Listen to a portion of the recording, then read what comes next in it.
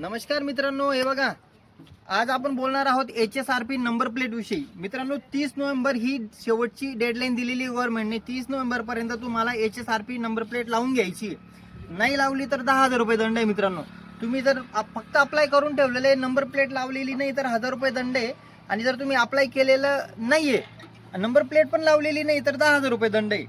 आता तुम्हाला सांगतो, टू व्हीलर साठी 450 रुपये, मित्रांनो टू व्हीलर ट्रॅक्टर यांच्यासाठी 450 रुपये, रिक्षावाल्यांसाठी 500 रुपये, आणि कार आणि इतर गाड्या असतील तर त्यांच्यासाठी मित्रांनो 745 रुपये फी आहे।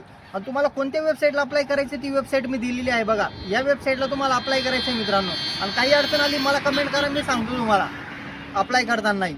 आणि लक्षात ठेवा मित्रांनो की 1 एप्रिल 2019च्या नंतरच्या ज्या गाड्या आहेत त्यांना गरजेचं नाही करायचं, त्याच्या आधी ज्यांनी गाड्या घेतलेल्या आहे 1 एप्रिल 2019 त्यांना ते HSRP करायचे गरजेचं आहे मित्रांनो। आता HSRP म्हणजे काय?